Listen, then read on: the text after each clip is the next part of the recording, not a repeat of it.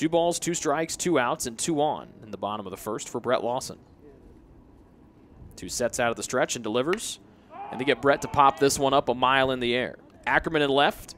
Looks like he lost it in the sun. He's circling. It's going to land about 8 feet to his right. Rushi's already scored. Bass trying to score from first. The throw comes in. It's cut off. 2 on, nobody out. Bottom of the third. Taylor on top, 2-0. 2 delivers. Whitman will send this one down the line. Playing in was Harris. This one could be trouble. It will land in on the warning track, and Whitman already on his sights on second. He's hustling around to third. Lane scores, then Whitman hits the brakes, goes racing back to second.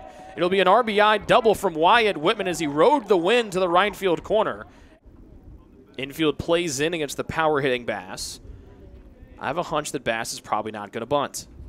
He'll swing away here, and this one is going to ride the wind to right field. Harris looking up and right, still looking. It'll miss it. It'll bounce to the bottom of the fence. Rushi leads you score from third. Whitman will hit the brakes at third base.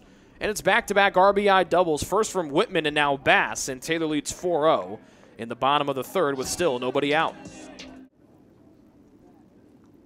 Fourth one to Lawson, 2 not taking any time here. Lawson will send it to left. It falls in for a hit. Then it'll bounce away from Ackerman and left. Bass already running. He'll get in at second base. Or at home, I should say. Lawson safe at first.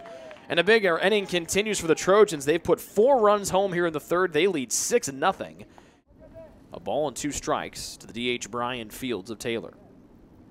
2 delivers a breaking ball. This one will go right back up the middle on Fields' first hit of the day. Scoring from third is McGill. Fields will round first. Kennedy stays over at third. It's an 8-0. Taylor leads 6 runs here in the bottom of the third with still nobody out. First and third are where the runners stand for Grace. 1 out in the top of the fourth, down 6. Swing and a miss. There's out number 2. And Brooks is down on strikes for the second time today. Shively with 7 Ks here today, and it'll bring up the catcher, Jacob Sapp. Taylor head coach Kyle Gould comes out of the dugout. They move Jonathan Foster in and a little bit to his right. 1-2, swing and a miss. 8th strikeout of the day for Shively. The 3-2 freezes him for strike 3, and Grace down to their last out. Base is empty, 2 outs in the top of the 7th. Waddup's a strikeout away from giving Taylor the first 2 games of the series here against Grace. The 1-2.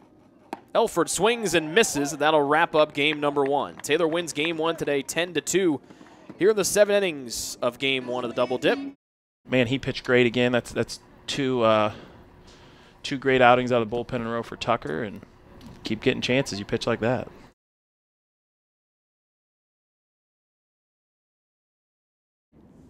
Fields 1 for 3 with an RBI in game number 1. 2 for 4 for the series after pinch hitting in the series opener Thursday.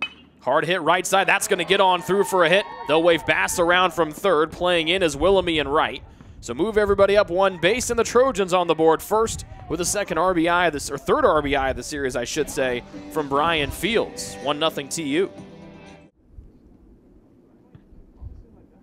Whitman calls time, couldn't get in time. He'll swing away, send it to center field. It will go over the head of Mullet, and now Rushi on his horse. Whitman in there at second. Rushi being waved around. There goes the batting helmet, and Whitman digging for third. The throw comes in, not in time. It's an RBI triple for Wyatt Whitman. 0-2 still to Bass. Clark out of the stretch. This one right back up the middle. A screamer will bounce off the mound. Whitman will score easily from third. An RBI single for Bass, and Taylor goes on top by 3, 4-1. Griffin, the 5'11" freshman from Edwardsburg, Michigan. Payoff pitch from Stanley. Got him swinging on another upstairs fastball. Griffin couldn't sit back on the 3 upstairs pitches he got from Stanley, and he's down swinging. As the wind rips and ripples the purple uniform of Stanley. Blows by a fastball, swinging and missing. Second strikeout of the inning, second one of the day for Stanley. There are 2 outs, the base is empty. The 1-2. Breaking ball beautifully done by Stanley DeFreeze Busby for strike 3. There are 2 outs in the top of the 7th for Grace. Sai's been good all year, and he made, when he came in, that game was stressful. It was, I think it was 4-3. They had a couple guys on base, and Sai came in and just it was a good job. He's a great competitor. He's pitched long outings like that. He's closed games. He's done a lot of things. He's just a really good competitor. His dad was his high school coach, comes from a baseball family, played for the Indiana Bulls. He just knows what he's doing. He's had an unbelievable freshman year. McGill 0 for 1, flew out to center to end the fourth, had a sac fly his first time up in the second. Will golf this one through the right side. That'll score Kennedy from third. They wave Fields around from second. Willoughby comes up throwing. It's not going to be in time as Fields scores standing up. And a 2 RBI single for Christian McGill gives Taylor a 6-3 lead here with 1 out in the home half of the sixth.